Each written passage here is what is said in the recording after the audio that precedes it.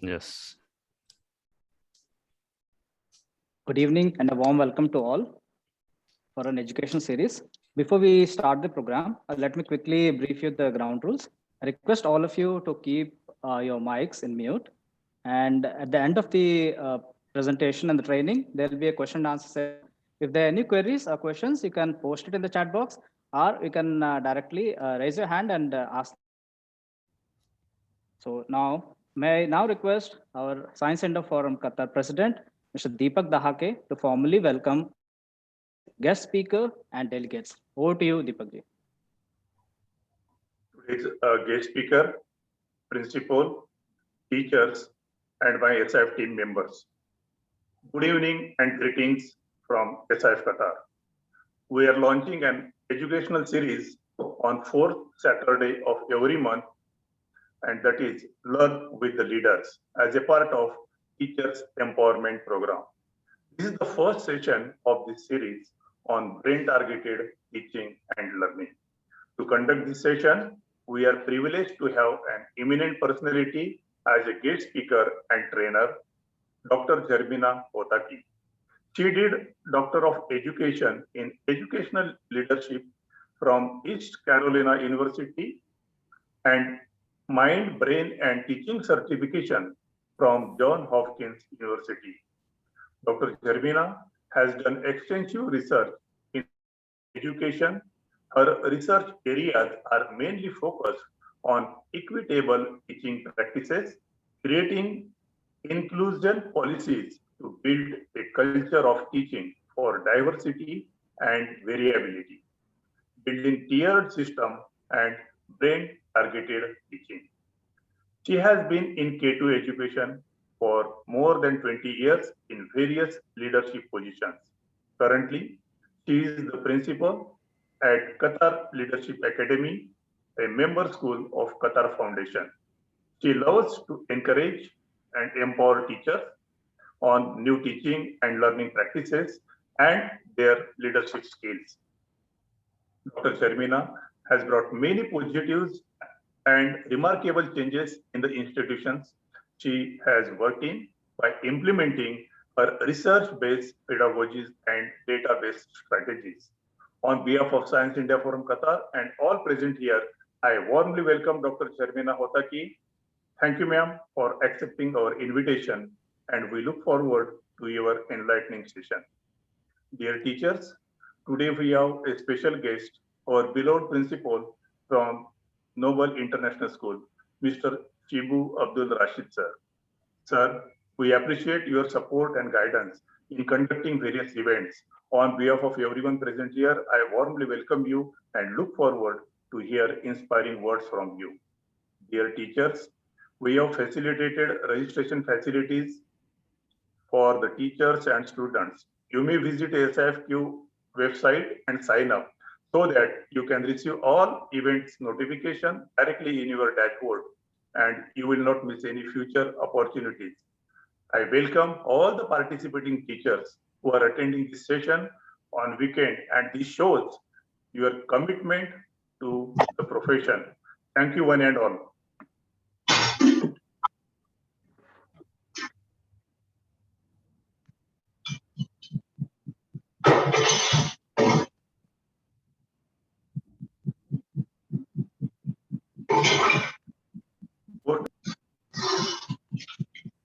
Thank you, Deepak ji. May I now request Principal of Noble International School, Mr. Shibuji, to address the gathering. Over to you, Mr. Shibuji. Thank you very much, sir. Honorable resource person of the day, Dr. Jarmina Hotaki, the principal of Qatar Leadership Academy, the president of Science India Forum Qatar, Deepak sir, the vice president, other office bearers, my dear teachers from different schools, a very fine good evening to you all. It's indeed a privileged moment for me. And of course, it gives immense pleasure to be here with you teachers on this auspicious occasion. I was just sharing with the president of Science Center Forum Qatar just 5 minutes back. In Qatar, we have seen or we have witnessed quite a number of organizations with different mottos and objectives. Among all, Science India Forum Qatar stands separate, no doubt in that, with the vision, with the way of organization and the quality of works they are doing. It stands apart from all other organizations, and it's truly, I should admit that in front of all you people. And by expressing my sincere thanks for inviting me to be a part of this program, I would like to share one point with you people, teachers here mainly. There is generally a concept whenever we are asking teachers to learn something. There's a saying, it's difficult to teach children and it's rather difficult to teach the teachers. Because whenever we are calling the teachers that there is a refreshment program, there is an orientation program, the immediate question, it comes to everybody's mind, including me. I am also basically a teacher. The immediate question that trigger in our mind will be, what should I learn more? I am a postgraduate. I have a MEd or all these highest qualifications with this many years of experience. What should I learn more? Probably the teacher, those who are on this platform, you will also be having such a feeling, but I am sure that the speaker, Dr. Zarmina, she's the right person to have a wonderful session. And I really struck by the topic given, brain-targeted teaching and learning. It's a new concept or a new piece of information you are going to get. So one thing what I would like to share here, we are not going to teach the teachers anything new, but the resource person will be going to give you some glimpses of new knowledge where you can find yourself. Just like how we feel that we don't want to be teach further, every student of your class also will be feeling all the informations are available in the Google, in the YouTube, or in different parts of the world in different ways. So we don't want to be taught by the teachers. Here is the responsibility, the role of a teacher. Instead of, dear teachers, teaching the children, be a model to the children, be a great leader to the children, be an inspirer for the children so that the children will be learning quite a lot of things from you rather than whatever they can gain from the textbook. Don't go for teaching the children what it is already printed in the textbook. No need. Teach from your mind to the children. That will be having great impact. That will be having great influence over the children. This is my humble request to you. Just analyze yourself. I'm just throwing one question to you. I don't want an answer for that one.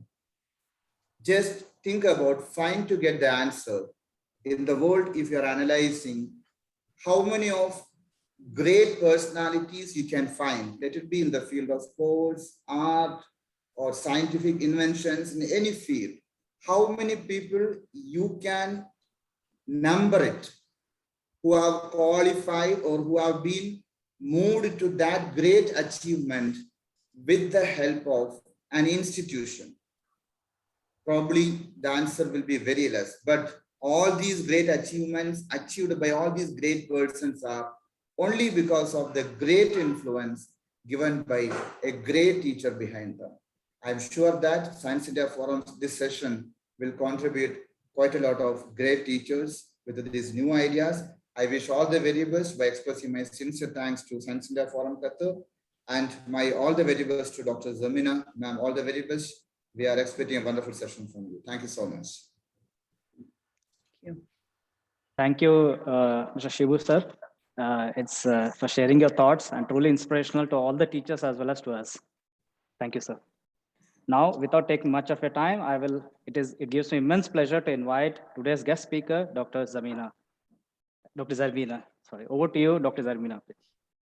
Thank you very much. You're very kind, and I too want to say that I am quite impressed with the number of teachers joining this session on a Saturday evening. It shows a lot of commitment to your profession and to your students and to yourselves. The brain targeted teaching model. So this is an entire doctorate program, and we're just going to do a 50-minute session, superficial, just to introduce some good practices that will help support connecting brain research to effective teaching. And so a little bit about the brain targeted teaching model. First is it's moving from a practitioner to a researcher and then back down. So many teachers are practitioners. Before we go for graduate school or continue higher education, we use trial and error. We are in the classroom, unlike a lot of professions. So a lot of our practice is supported by research after trial and error. And the brain targeted teaching model is looking at research that trickles down to tweak practices that you're already doing, that you've already mastered based off of trial and error. The second is that it's not a curriculum or a product that you can buy and say, look, I want to bring the brain target, I want to purchase this and bring it into my school. It's an effective instruction tool methodology based on research. The school of thought that most of the work for the brain targeted comes from Marzano's competency-based work, from Gardner's work, and from Bloom's taxonomy. So this is the foundation of all of the research that comes along with different science and neuro research, neuroeducation research. The focus of brain targeted, and this is really important because it goes back to the why do we need a different framework? Why do we need neuroeducation? Because we really want to answer the why and not the how. We're not talking about how to implement certain programs. We're talking about why certain things work based on neuroeducation and neuroscience. Why do exit tickets work at the end of the class? How does brain research support that?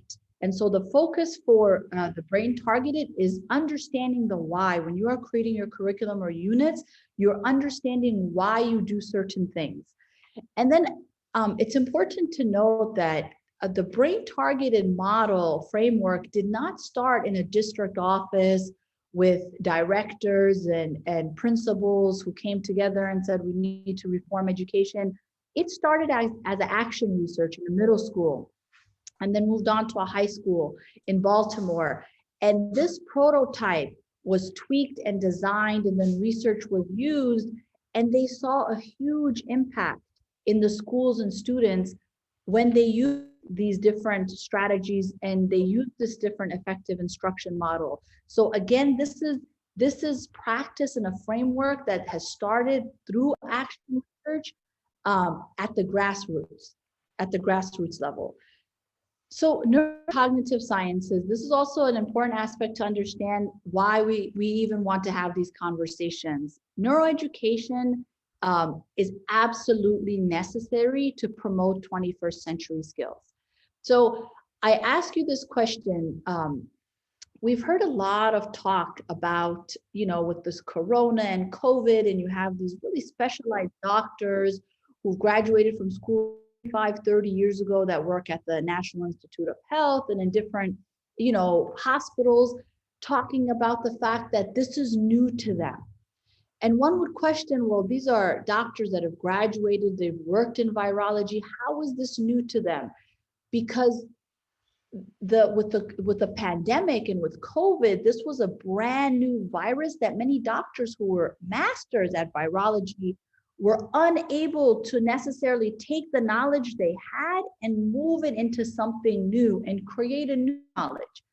Because we have to remember that we are educating a youth for a tomorrow that we don't know, right? So then the question is, how do you educate engineers and doctors for a tomorrow that you're not even aware of, right? And this is where we move away from the content knowledge and we focus on those 21st century skills. The neurocognitive sciences also help us dispel neuromyths, because many teachers and people naturally have these certain myths and ideas that are not based on research and science.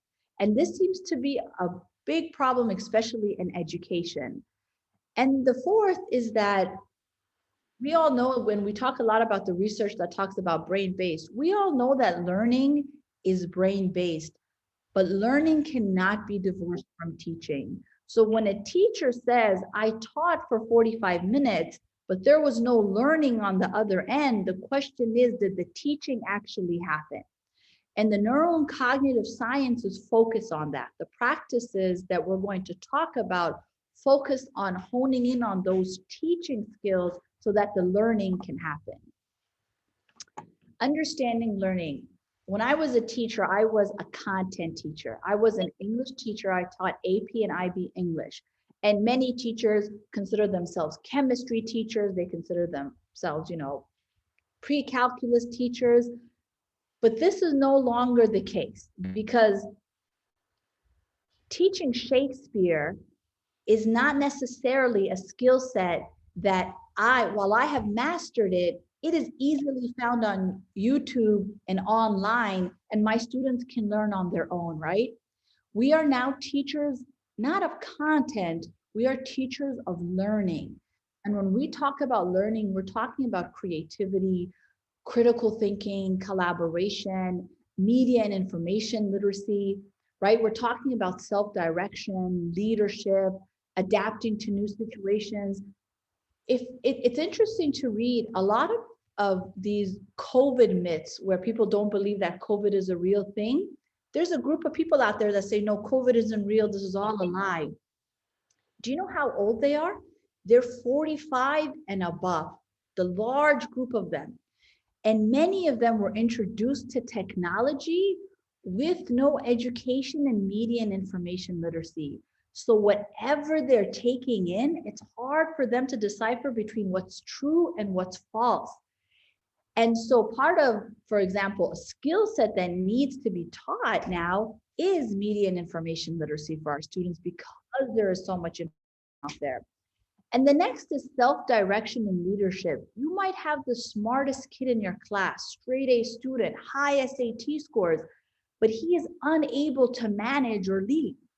He is unable to collaborate and work, because that's a skill set. While he has the content knowledge, he knows the pre-calculus, the calculus, he's able to answer those writing questions on the SAT. He's unable to do certain skills, right? And 21st century education and educators, again, are no longer educators of content. You are teachers of learning, right? Helping students learn. And I want to focus on some neuro myths, because these are really important. Part of, again, the brain targeted teaching model is to help us dispel and get rid of some of these neuro myths, because when we create our curriculum, we believe in these neuro myths, right? So for example, the left brain, right brain, and the idea that, okay, this student is a really strong math and science student, so he can't be a strong English and language student. But there's no research to say that. And that is scientifically flawed. And this is what happens. We push students to streams. We say, well, you're such a strong language student, you must not be a strong math or science student. And we push them towards that language area. But the left and right brain work together.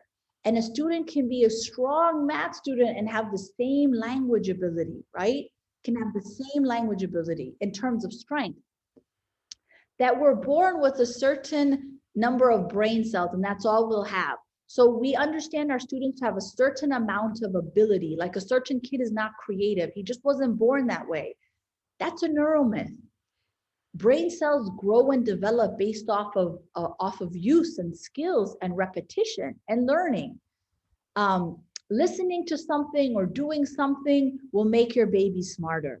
You know, people have made millions of dollars on, for example, search and writing tools that babies or young children, maybe 5 or 4, can use.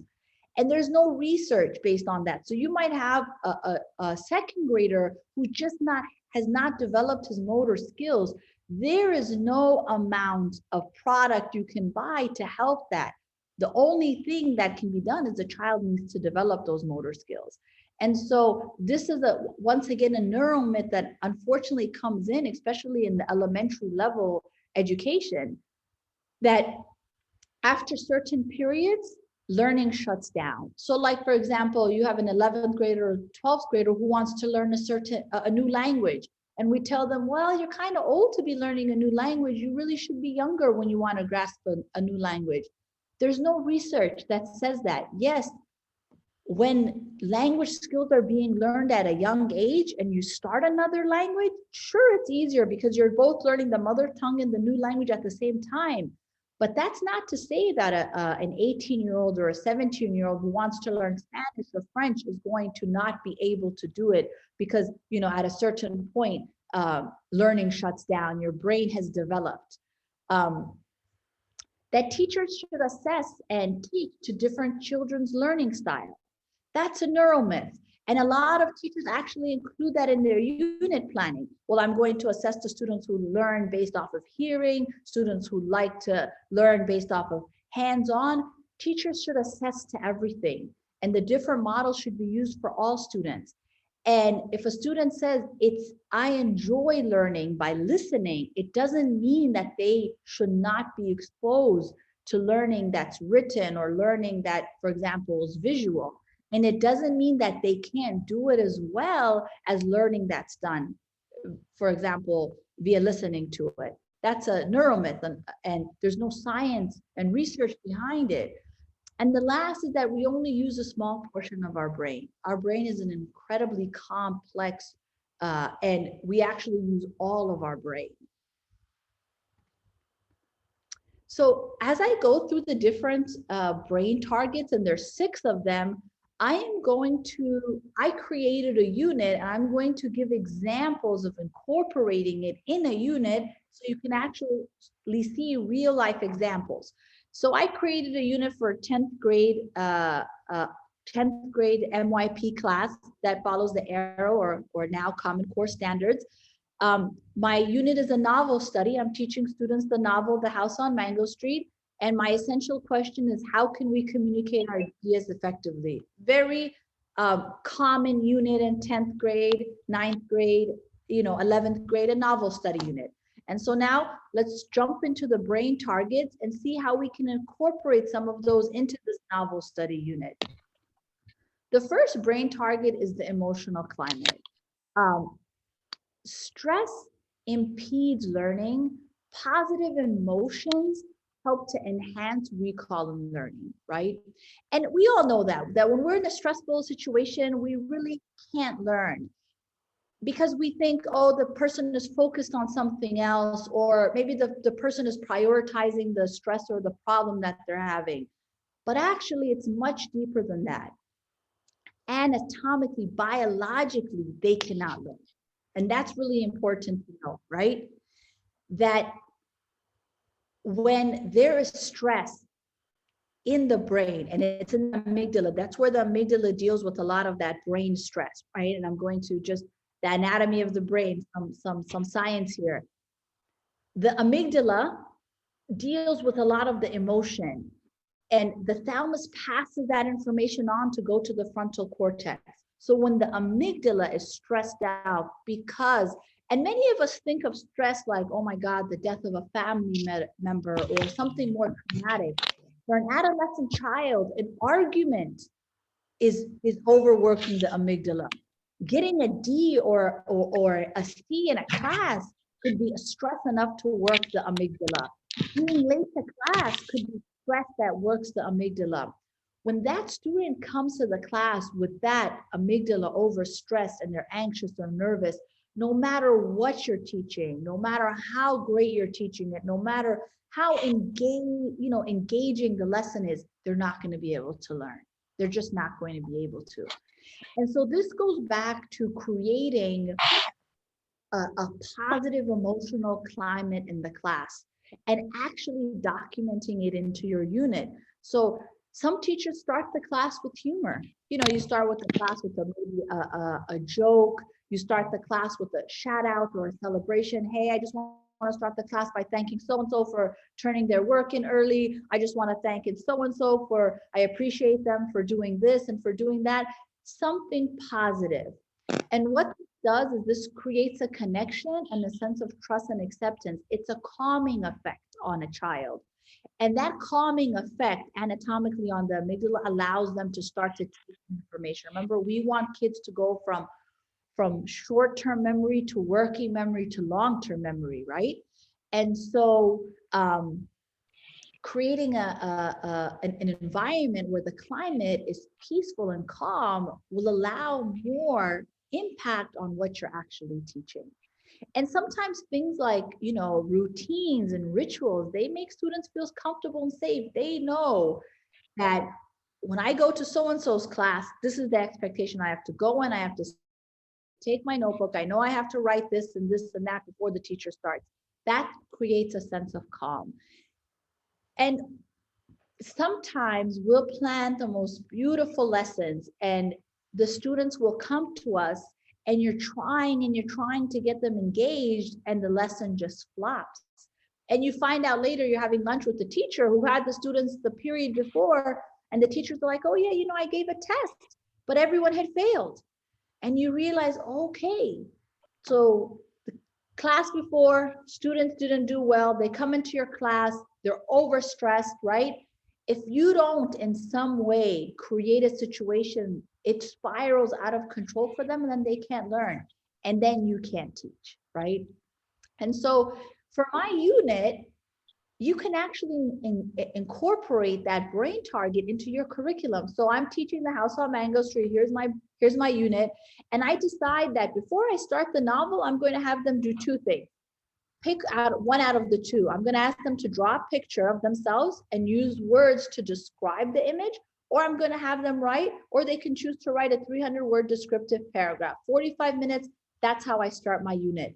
So this creates a personal connection between them and you because they're writing a descriptive story. They know you're going to read it. So it creates an automatic relationship, right? It creates a relationship between them and the content that they're studying, right? And it gives them choice. It gives them choice. They know that the teacher's saying, look, you have an option. I respect that you can choose what you want to do. But it also meets your targets and standards for a descriptive essay and to start your novel unit, right? So you can ingrain and incorporate that emotional aspect into your curriculum or just into your class routines. Brain target number 2 is an enriching environment. That context communicates, your environment communicates to your students. And it's not for no reason that the corporate office of Google or Khan Academy or Facebook spend millions of dollars on their physical surroundings because they know that their physical surroundings will help encourage creativity and innovation, right? And to them, it actually makes them money because their physical surroundings create an environment where the people that work for them are more creative and innovative. And while we all work in schools and none of our physical surroundings can be worth millions of dollars, there's small things that we can do that can create a physical environment that will encourage learning. And so, for example, using certain classroom displays that come off and on, organizing the classroom in a certain way. A classroom that's organized creates organization in the brain. So teachers that are more organized in that classroom create students that are more organized in that environment, right? And here is an example. I'm teaching the novel study unit, and instead of in the class, we're just going to sit and read this class period. I'm going to take my students somewhere else, a comfortable place to read. So I take them to the Majlis, right? And this creates novelty. It's outside of their classroom. In their classroom, they might have finished one chapter in this type of environment because they're comfortable, it's novel, it's different than the class environment. They're more likely to finish 2 chapters. Also, remember, we're looking at small tweaks, not changing, radically redesigning. So seating arrangements, you have them sit separately one week, and then the next week you bring them together. And it takes 15 minutes to move desks away and together. But that creates opportunity for collaboration. And again, it creates novelty, right? The environment looks different. When the environment looks different, it triggers the brain. and you are more likely to get engaged students. The next are things like a gem board, right? Very inexpensive, easy, takes 5 minutes. You have a board in the class that you change every week. And what you include on the board are things that the students say. So again, this is not an expensive fix or something where you're expected to change the classroom environment drastically, but this creates competition and a novelty that again triggers the brain the minute they come into your classroom. And that first picture is just the general organization. When the environment is organized, the brain naturally organizes when it's working in that environment. Cluttered environment create a sense of chaos. And so it's hard for the brain to organize when the environment is not organized. So this might seem like, oh, this is just an OCD thing. It's actually not. When your bulletin boards are not aligned, when they're choppy, that creates a sense of chaos in the brain for the child. And you'll see that in the work. They'll turn in more sloppy work. Same student in one class that's more chaotic and disorganized will give you more chaotic and disorganized work. Brain target number 3 is focused on the big picture, big concepts, concept mapping. Our brain naturally likes to map. Even if you don't want to map, it maps. So if you're like, you know, I'm going to the grocery store tomorrow, what do I need? I need to buy this, this, and your brain is automatically mapping either the grocery store, I'll go in, I'll get that first, I'll get that. And so your brain is creating a map of the grocery store, and then you're picking the items that you need. Or your brain is naturally creating a checklist. Oh, I need this, this, this, this. It naturally does it. So why not use that to benefit to use it as an advantage when you're teaching, leverage that.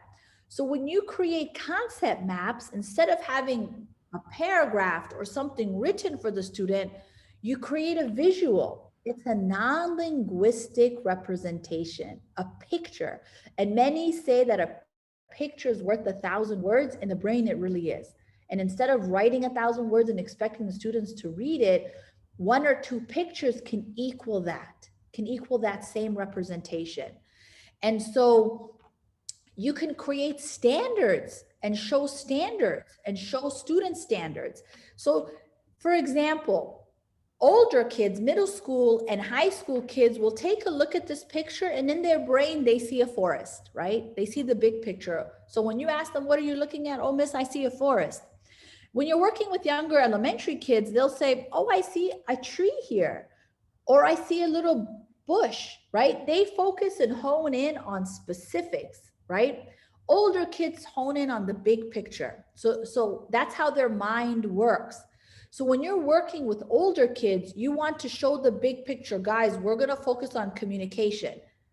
But today we're going to learn how to write a specific form of professional email. So communication is the big picture. You bring it down to something specific, right?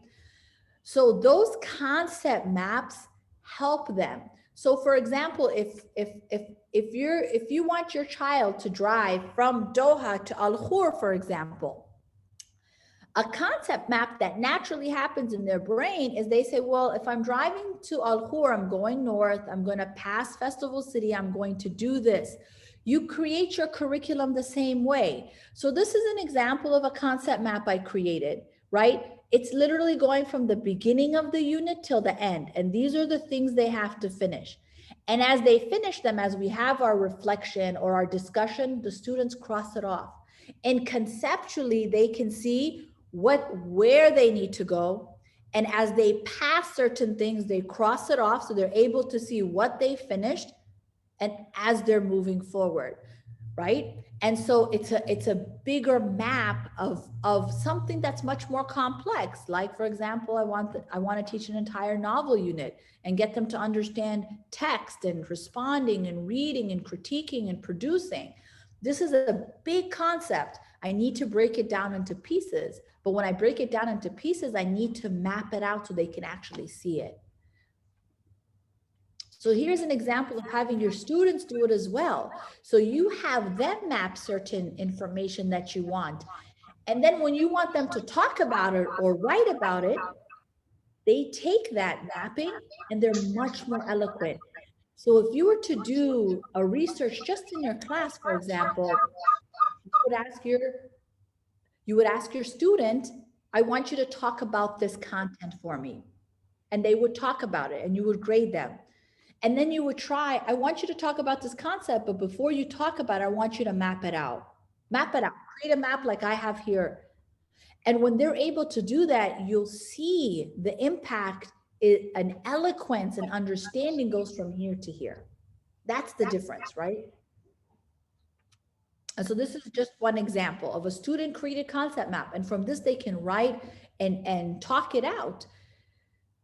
Brain target number 4 is the repeated rehearsal, right? The repeated rehearsal, how we actually learn the material. So you've created a comfortable, safe environment. You've created a comfortable, safe space as well. You've created concept maps so they understand the big picture of what you want to teach. And now you've taught it. Now the question is, I want to teach it, but I really want them to learn it. I want it to go from short-term memory to working memory to long-term memory. And I just want to give an example of what I mean based off of brain research, what that means. Short-term memory is looking at, I took algebra in grade 10, and there were certain concepts that I learned. And I learned them, I took a test, and I haven't touched algebra in years, over 20 years.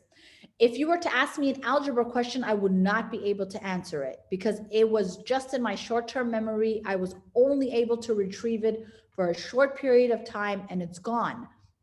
Working memory is memory that is easily retrievable and that you work and use every day, but is not long-term, can easily be gone. And I give an example. When I moved to Doha, I had called the HR representative of a good friend of mine. And I said, how do you get to the school? And he said, oh, in terms of directions? I said, yeah, can you just give me some directions? I'm going to get on the Shamal Road. How do I get to the school? And he was quiet on the phone for like 2 minutes. And I was like, you drive to the school every day? And he said, well, I'm thinking about it. Let me just wait. I drive every day, but I don't really think about it. That's working memory. We drive to school every day and we don't actually process the way we're driving. It's just now working memory. We just know that these are the roads we're taking. But if we're to leave Doha for 4 or 5 years and come back and some of the roads have changed, we might not remember how to get back to where, for example, back to the school, because it's working memory and you're able to retrieve the information. But once you don't use it after a while and without prompt, you're unable to grasp it, right? And then our goal as teachers with content knowledge and skills is to get it into long-term memory. And the way we get it into long-term memory is through method and frequency. Different methods, a lot of frequency. Different ways, a lot of times. Different ways, a lot of times. So even the drill and kill method where you're constantly going over it, eventually will go into long-term memory and then students can retrieve it when they need it. And I talk about this again about how incredible the brain is, that when you take information from working memory to long-term memory, it actually creates new proteins in your brain. And so what happens is that through this teaching and learning, the biochemical structure of your brain changes. And that's why when people say, oh, you know, this student is 16, 17, 18, they can't become a math or science whiz, you know, it's too late. That's not true. Brain science says that's absolutely not true. With enough hard work, and if there is some foundation, they can absolutely grasp it. Again, method and frequency, method and frequency. And so some good practices are, for example, if I'm teaching math, one day I would put the answer or the question on the board and I would solve it and I would request students to come up and solve it. The second day I would request something similar, same content material, but you solve it in your notebook. Third day, get out your Chromebooks. I sent you some questions, solve it online. So you have 3 times same content, but different method. And so that's more likely to move into the long-term memory. Also, arts integration. You read something and you ask them to write about it. The next day, oh guys, we read that case study. I want you to draw a picture. What would be one picture to represent that case study, or 2 or 3 pictures to represent that case study?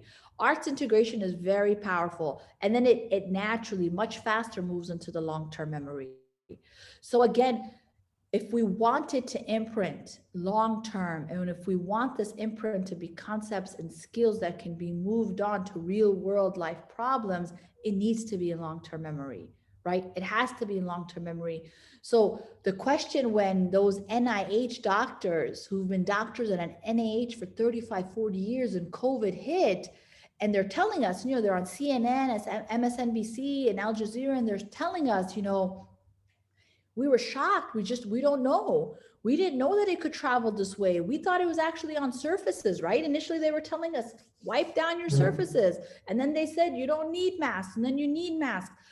It's not that they didn't have the content knowledge. It's that taking from content knowledge and making it into a new knowledge based on new context, right, is difficult. It's very difficult. And we saw it in our real world time. So here's an example, same assignment. I just want students to look at inferencing and character analysis. The first one is they're doing it through a map, an actual picture with boxes. And the second one is just written, same material, done 2 times in different methods, in hopes that when it's time for them to be assessed on it, that it's in long-term memory and it'll be much easier for them, right? And so brain target number 4, this is sort of the most left out one in education, because a lot of times, again, emotional climate is important. We know the importance of building relationships with our kids. We try to create safe environments. Most teachers love their classes to be beautiful and novel. So that's usually an easy barrier to get over. The concept maps are things that we do because we have to, right? It's part of our scope and sequence. Even if we don't want to do it, it's just required from our scope and sequence and our curriculum mapping. And then the teaching of it, right? The going back and forth and teaching of it. And then we usually jump to assessment. Let me see what the kids learned. And a lot of times we skip this step. And this is such a critical and vital step.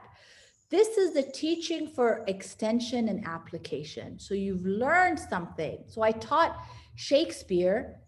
Now, can they take that analysis of literature when they're reading a science case study on sustainability and water?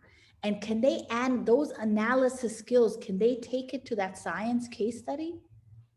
Can they do the same thing? Or is it only their understanding of this skill in Shakespeare?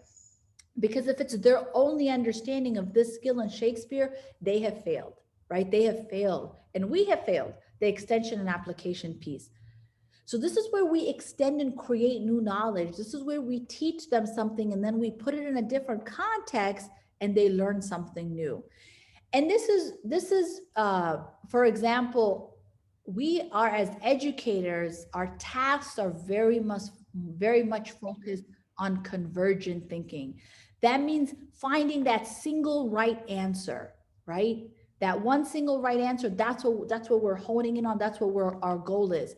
As opposed to sort of this divergent thinking that says, look for multiple and varied answers. Actually look for an answer outside the box. And I'll give you an example of this.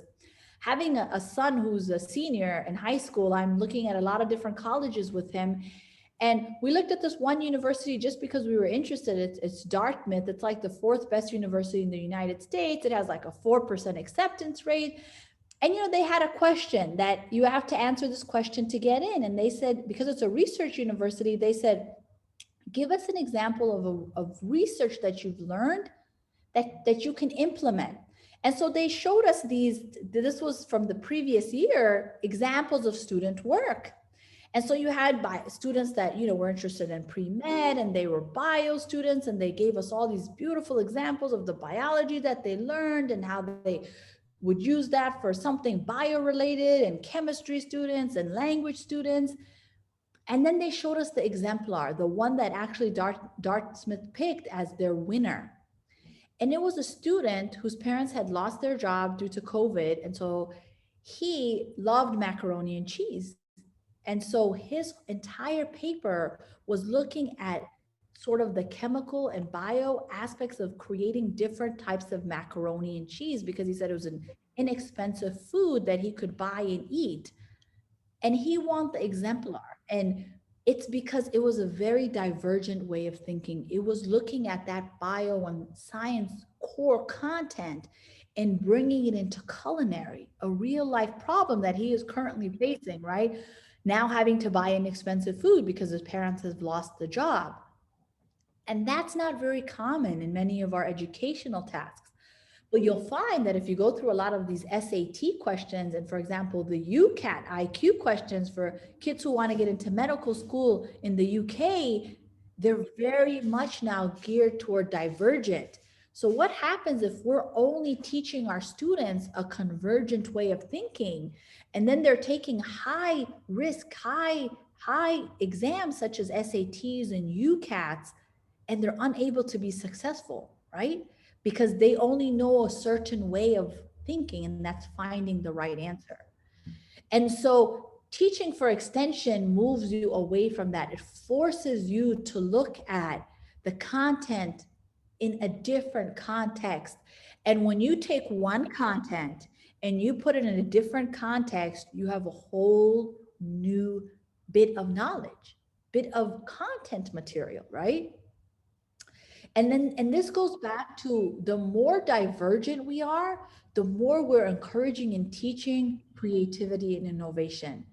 And this is one of the worst neural myths that many educators have, is that creativity and innovation is something that is born or gifted to children. And that's not true. You can teach creativity and you can teach innovation. And this idea that only certain kids, because they're just naturally gifted, are able to have this skill set is wrong. And so some best practice, comparing and contrasting, taking a knowledge set and comparing it to something else, right? Or analyzing perspective. You write something about a case study on water sustainability, and then you force your students to read about other people's perspective that might be completely different than what the student did on water sustainability. That's new knowledge they gain, right? That's a whole new knowledge. They've learned something, they understand something, they read somebody else's perspective, and all of a sudden it's a new knowledge that's been grasped, right? Creating metaphors and analogies. So you take a very complex idea like water sustainability, right? And you make an analogy, a simplified, easy analogy that brings it home. This is a new knowledge they've learned, right? Conducting investigations through trial and error. Oh my God, I've just discovered something new. This wasn't what I was intending to discover, but through this investigation, I've discovered something new, right? And these are all different ways that we extend the learning, right? We create new knowledge. And here is an example. So my students who I'm teaching the house on Mango Street to, right? It's about a young girl who is an immigrant. She lives in Chicago, but I want to take that information and those skill sets on communication and writing, and I want to bring it to a real world problem. So I want them to connect the house on Mango Street to the Syrian refugee crisis, or to the Afghan refugee crisis, or to the Haitian refugee crisis, right? Something that's happening today now. Take that knowledge that we just talked about. We spent 4 weeks on this novel unit, and I want you to bring it in and make the connections to what we're doing now. I want you to collaborate and create a plan for a nonprofit organization that could possibly support refugees. How would you support refugees? What are the different tiered systems? How do you even create a nonprofit? How do you apply for a trademark, right? This is all new knowledge that they're gaining based off of a novel study that they just studied. So this is the extension to learning. And again, I'm sad to say this is where many teachers skip this piece. After they've taught the material, it's now time to assess. But this is a huge piece that not only creates new knowledge, but also makes that information long-term. And so we have the last brain target. I know this is a lot of information. And like I said, this is a whole doctoral study. So I'm just trying to touch on the different different brain targets, just to get that interest, right? The last one is brain target number 6, and this is the assessment and evaluation techniques supported by brain research. And so there's certain things that we do. For example, who can answer my question 2 + 2? And a student raises hand 5. No, that's not correct. Let's move on to the next student, right? And some of the way we evaluate quick feedback and so forth are not beneficial. Actually, sometimes they're more harmful than beneficial. So it's important to understand the brain research around proper evaluation techniques. So the right and wrong feedback is like giving no feedback. So when a student raises his hand and his answer is wrong, and you just say, no, it's wrong, and you move on because you're trying to get the right answer, it's like that student got no feedback. When he is going to take that test, 70% of those students will put that answer, that wrong answer. Even after class, in class, you told them that it was wrong, but because you did not give them the correct answer, in their long-term memory, come assessment time, they just remember 2 + 2 is 5. Right? Because you did not correct it. So it's important when we're asking and we're giving feedback that we actually give some information and not just a right and wrong answer. That we also are very careful in timing our feedback. And this is something that I encourage teachers to do. When you give a project and you tell students, you'll get the grade back in 2 weeks, we're going to present this project in 2 weeks, the work is a lot less in terms of quality than if you tell them you're going to present it in 1 week and I'm going to give you feedback the next day. So the time of the feedback actually affects the quality. And to us as adults, it's like, well, that doesn't make sense. At the end, it's all going to go in the grade book. It's all going to be in this grade book. But for a child who's working on it, who says, oh, she's not going to let me know what I did, how I did for another 2 weeks, the work is of less quality. And study after study show this. So when we're looking at evaluation, there's certain things we need to understand. Sometimes the smallest feedback loops can be the most beneficial. And I'll give you an example. I sent this to the math department. At the end of last year, NWEA, who does math testing, published a research that they had done. And they thought with the COVID and online learning, math regression would be maybe 2 months. Students would be behind about 2 months. But they found that the student regression was almost 6 to 7 months. So that the kids are studying online, their math regression is incredible. I mean, it's really sad to say that they're almost going to be 5 to 6 months behind, where a lot of the researchers thought maybe 1 or 2 months, and they couldn't figure out why. So as they did more research, they found that pre-COVID, what's the one thing that all math teachers do from when I was growing up to I see our math teachers doing today in 2021, is you have students do a question and math teachers go around and they give that quick feedback. Oh, no, that step is incorrect, fix this. They go to the next student, they just walk around and they give that instant feedback. That without that instant feedback, because we're online and teachers are unable to do it, we've seen math regression go almost 6 months. Something so small in terms of feedback loop has such a great impact, has 6 months worth of learning as the impact, right? This is just one example. Giving hints. So when a student says, okay, what's 3 + 3? And the student is like, I think it's 7. And you slowly give a hint. Well, how could it be 7? What about this? What do you think about that? And they slowly get to the right answer. On assessments, they're almost guaranteed to get the right answer. As opposed to what's 3 + 3? And the student says 7. No, it's not 7, it's 6. That student is more likely to put the 7 on the test than the 6. And again, incremental, these are small tweaks you can make to feedback. Incremental hints help students and support them much better than, for example, the right wrong, which is much better than not giving the right wrong at all, right? Just moving on and saying, no, it's wrong. So testing can also be a very powerful tool for learning.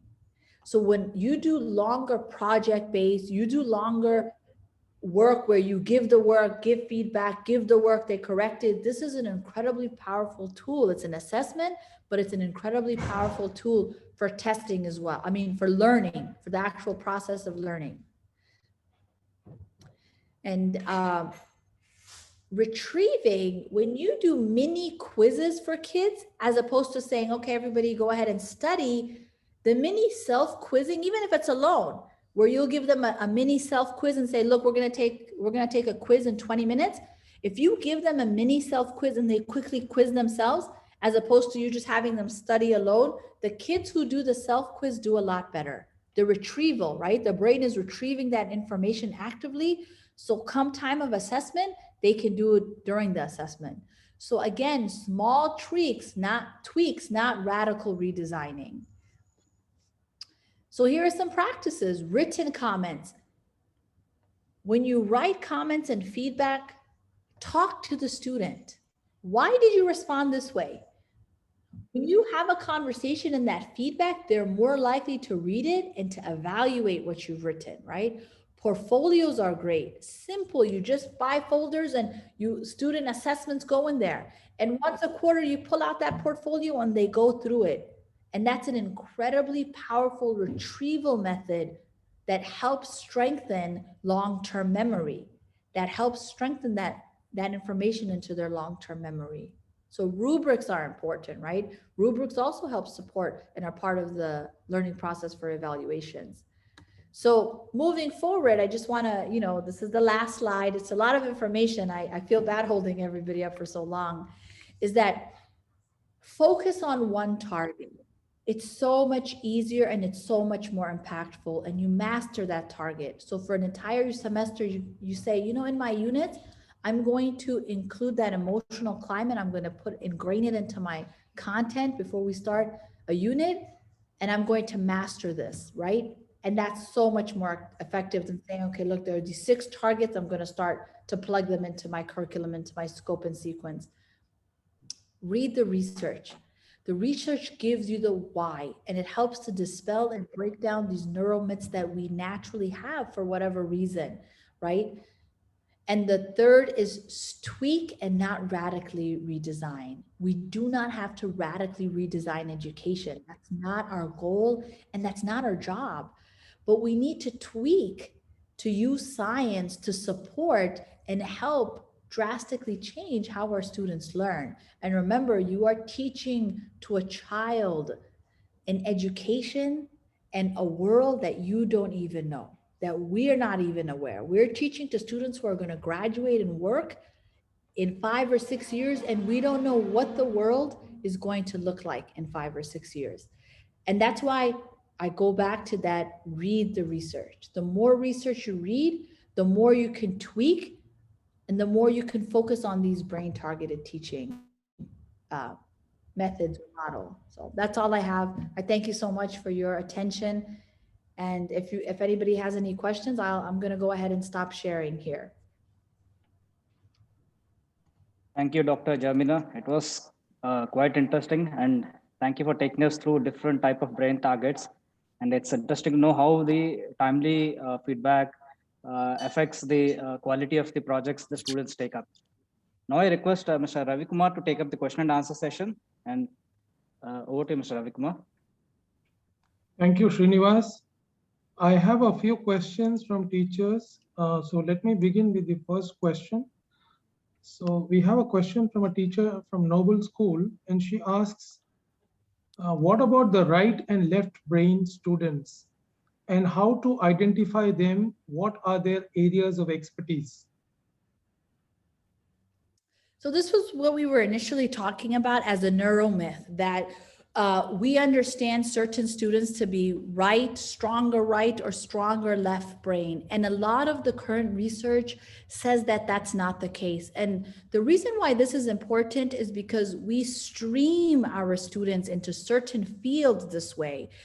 We need to stream students into fields that they have interest in, because when they have interest, they do better. So I've heard as an administrator and as a teacher, I remember saying, well, this student is such a strong language student. right? I'm sure they're not good in math or science, but that's wrong because both the right and left brain work together. And when we do that, we shut certain doors for certain students that might be incredibly strong in both math, science, and the ability to read and language. It's just the question is, what is your interest? Because the interest will decide how successful they are in that specific area. Now, I do want to say something in this regard as well. Foundation knowledge is important here. So as a secondary student, if the child has not had the elementary or middle school foundation level math, and they're in 10th grade, they cannot take AP probability and statistics, not because we're saying that, oh, their brain in one area is not strong and so forth. It's because they lack the foundation to be successful in the class. So there's slightly two different things here, right? But are kids' right and left brain, is one stronger than the other? No, they work together. They work together. And so kids are not naturally more inclined to go into math or science or become doctors, and some are more inclined to become journalists or English teachers or professors.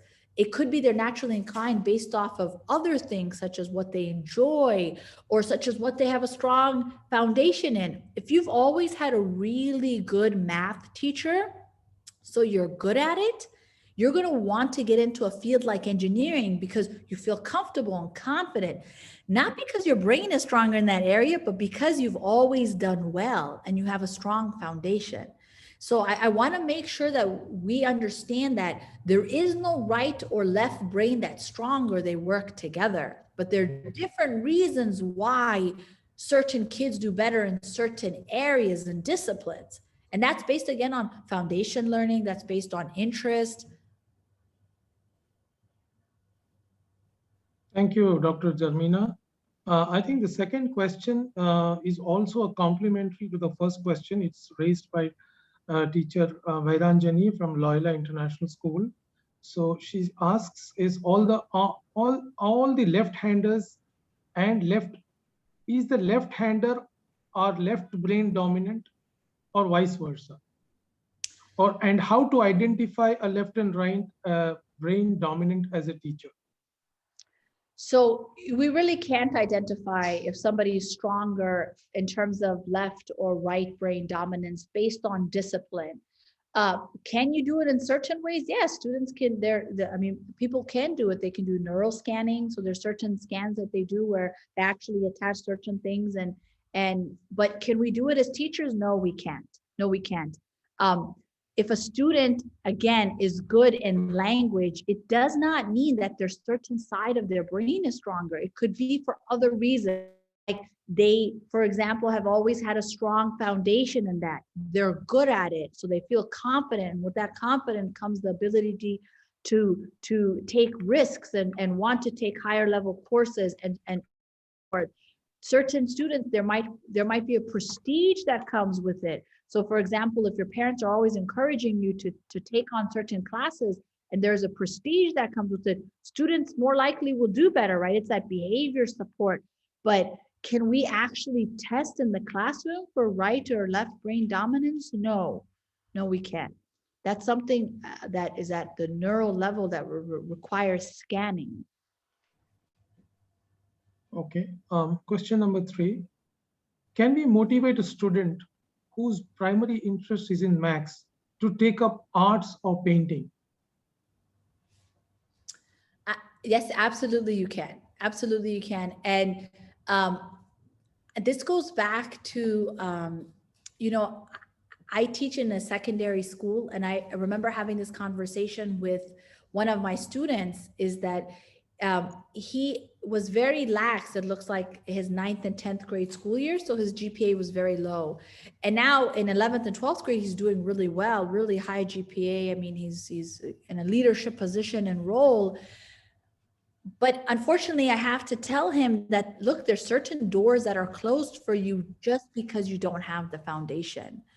And so can students that are much older grasp certain skill sets? Absolutely, because the brain is forever changing and growing. But a 25-year-old who wants to learn a new language will struggle much more than a 7 or an 8-year-old. And that same 25-year-old, because the struggle and the hill is so much higher, might feel, I don't want to do this because I'm never going to learn it. Based off of his brain, he can learn a new language. Based off of, again, we talked about method and frequency and the content coming to him. But the question is, for a 5-year-old, the hill is like this. For a 25-year-old, the hill is like this. And then, so for that 25-year-old, it becomes, I don't know if I can do this. I can't do this. I can't learn this. So that goes to this, that goes to the question of being a strong writer or being, strong when it comes to art. Is it a skill set in their brain that they'll never get? No. But do they have to work harder because maybe it's something that they don't have a strong foundation in? Yes. Do most kids want to work harder in specific areas that they don't do well in? Most secondary kids don't want to. That's why kids naturally stream themselves. That's why, because they're good in math or science, they continue on that path, because the hill, again, is not like this, it's like this. Thank you, Doctor. The next question, which are the mental health challenges facing students? Any mental health challenges that facing students? Absolutely. When I left Qatar to finish my doctorate, I worked in an overage and undercredited school. And so overage and undercredited means you have 12th graders who have enough credits to be in 9th grade. Maybe the kids were incarcerated for 4 or 5 years. So they're, 10th graders at a 8th grade or 7th grade level in terms of content ability. So, but mental health is a lot different because that's more of clinical support that's needed and not the brain targeted creating a peaceful climate in the class. So for example, if a student is suffering from severe depression or severe trauma, a lot of times, no matter how much emotional climate focus you do in the class, that's not going to be able to help, because now this is a clinical issue and you need clinical support, right? We as teachers, a lot of times are like we're clinicians, we're parents, we're sort of everything under this big umbrella. But the reality is we're not clinicians. We don't have that skill set. So when I talk about the emotional climate and supporting the emotional needs of students, I'm talking about it at a superficial level. Things that are more mental health are down here. And you need more qualified individuals, like severe learning disabilities. No matter how much mind mapping you create, no matter how much conceptual maps you do, a student with a severe learning disability needs some type of psychoeducational testing with the proper accommodations. It's not something we can do at this level, right? So that's the same with mental health. That emotional climate is not going to support the mental health, because the emotional climate is meeting the student here. Emotional health is here. And we really need a student like that needs clinical support. And a final question from Shiva Bijo. Can you please explain how this neuroeducation fosters the development of creative problem-solving abilities? I think this is the gist of the program that is being explained here.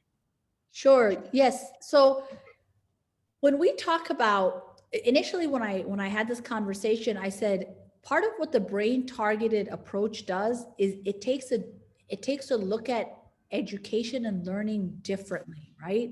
Not radically redesigned, but it's a neuroeducation that focuses on specific skills. So when I say skills, I mean those collaborative, creative skills, because we are, again, no longer teachers of content. I'm no longer just an English teacher. I'm a teacher of learning, right? Because just being a teacher of English is not going to support my students. So when we look at brain target 3, 4, and 5, we're specifically looking at teaching specific skill sets. Remember, Brain Target 3 looks at mapping. It helps students understand content and material and map in their brain. And that's a skill set that supports creativity and innovation. Brain Target number 4 focuses on Brain Target number 5 focuses on extension for learning. And that's another tool that we use for teaching creativity and innovation and collaboration, because you're taking a certain knowledge, right? A content that you've taught, and you're putting it into a situation, into a context that they're not familiar with. So that naturally creates new knowledge, right? That creates a system where kids have to problem solve and say, look, I read Shakespeare, I know how to analyze the story, but now my science teacher is asking me to use those same analytical skills for a case study that QP wrote on water. How do I do that? How do I take that knowledge from reading Shakespeare and use it here? Because Qatar Petroleum did this beautiful case study on water sustainability. But why not? The skills are the same. Analytical skills are the same. Students, and part of our job of extension for learning is being able to transfer that information over, right? Transfer that information over. So that's how through this Brain Targets, you teach differently, because you're honing in on specific skills and not just content. You're not just teaching the content, because with Brain Target 3, 4, and 5, right? You're teaching more than just the content. You're now teaching specific skills.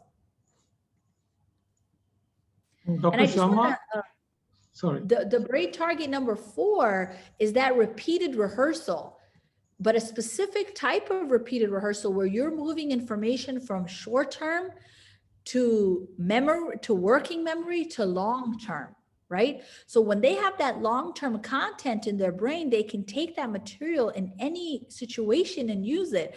Like I said, in my example, I was taught algebra, but it never was it taught to where it was at the long-term memory level. So if you were to give me algebra now and you would want me to solve a problem using algebra, even with my current skill set and a doctorate in education, I wouldn't be able to do it, because I don't have that algebra knowledge in my long-term memory. And that's what we're trying to move away from. We're trying to help students learn specific skills and ways to expand their knowledge to problem solve. Dr. Sharma, how are we keeping on time? Can we take one more question? Yes, we can take one more. Okay, so this is the last question, dear participants. So the last question by Shipriya ma'am from Loyola International School, and she asks, how to improve the students who face problems in maths when they are learning new concept. For example, when a student commits a mistake in the first question, he is not able to solve the total question paper because of his first mistake. That's a really good a question, and I'd like to give you, and I can send it to, if it's possible. I don't know if these PowerPoints are sent out back to the recipients, but there is an incredible work done by SERP, the SERP Institute, called Algebra by Example. And this is exactly what they were looking at. And we actually implemented with some of our math teachers a couple of years ago. This concept of when one step is wrong, the child is then at that point saying, okay, look, I can't continue with these 10 steps.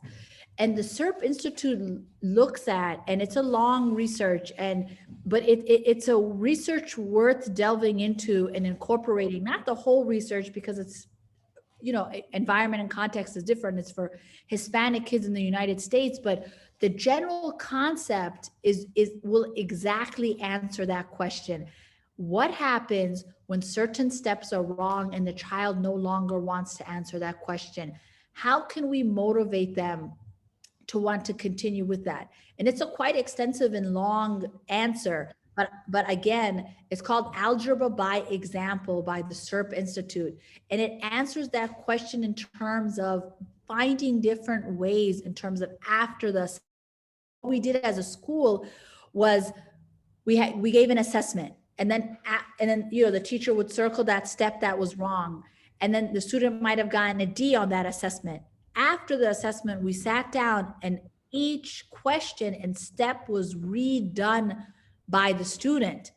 And when they did that, we moved the score up to a C. We reevaluated, right? Method and frequency, we reevaluated. And when we did that, over long term, the steps became easier for students, and they were more motivated even when they got questions wrong, because of this being able to, this feedback loop, right? It's this feedback loop.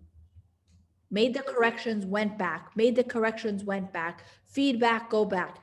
And algebra by example gives a great example, especially for students who, for example, don't speak English as a first language and the core material is in English. Then what do you do? So not only are they struggling in math in terms of content, they're also struggling because they don't understand some of the language. So it's called Algebra by Example by the SERP Institute. And I encourage you, especially for the person who asked that question, to look into it. And it was incredibly beneficial for us to use as a school. Years ago when we were teaching IB content to students who just did not have the foundation. Thank you, Dr. Zarmeena. I think with that, we wrap up the question and answer session. I now hand over the control to Dr. Sharma. Thank you, Raviji. Such a powerful, packed, fully informed session. Thank you, Dr. Zarmeena Hotaki, for that great session. And I'm sure almost 200 teachers who attended these sessions must be benefited, and they will implement this information in their classroom. So I would formally like to thank Mr. Shibu Abdul Rashid, Principal of Nobar International School, for gracing the occasion today. And of course, I would like to thank Dr. Zarmeena Hotaki, Principal, Qatar Leadership Academy, for such a wonderful presentation. So for teaching us moving from practitioners to researcher, effective instruction based on research, and focus on why, not how. So for telling us teachers are not the content delivery agents now, they are the empowering the students' skill set required for 21st century. Thank you, ma'am, for that. And also clarifying some long-lasting neuro myths, which today only I come to know that these all are neuro myths.